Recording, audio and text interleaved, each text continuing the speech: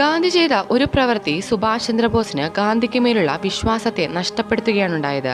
രാജ്യത്തിനു വേണ്ടി പോരാടിയ ഭഗത് സിംഗിനെ തൂക്കിക്കൊല്ലാൻ പോകുന്നു എന്ന വാർത്ത രാജ്യമൊട്ടാകെ പടർന്നു. 1931 ഈ സംഭവം നടക്കുന്ന സമയത്ത് ഗാന്ധി അന്നത്തെ വൈസ്രോയോട് ഭഗത് സിംഗിന്റെ ശിക്ഷ കുറയ്ക്കണമെന്ന് പറഞ്ഞിരുന്നുവെങ്കിൽ ഭഗത് സിംഗ് ജീവനോടെ ഇരുന്നേനെ. എന്നാൽ ഗാന്ധി അങ്ങനെ ചെയ്യാൻ തയ്യാറല്ലായിരുന്നു. രാജ്യസ്നേഹിയായ ഭഗത് സിംഗ് നമ്മുടെ രാജ്യത്തിന് വേണ്ടിയല്ലേ ഇങ്ങനെ ചെയ്തത്, അവനെ രക്ഷിക്കണമെന്ന് ബോസ് ഗാന്ധിയോട് പലവട്ടം റിക്വസ്റ്റ് ചെയ്തു. എന്തിനു വേണ്ടി ചെയ്താലും കൊലയാണ്, തെറ്റ് ചെയ്തെങ്കിൽ ശിക്ഷ അനുഭവിക്കണം, അതിനായി അഹിംസയെ കൈവിടില്ല എന്നായിരുന്നു ഗാന്ധിയുടെ മറുപടി. ക്ഷോഭിതനായ ബോസ് ദേഷ്യത്തെ അടക്കി ഗാന്ധിയോട് മര്യാദയോടെ ഒരു ചോദ്യം ചോദിച്ചു.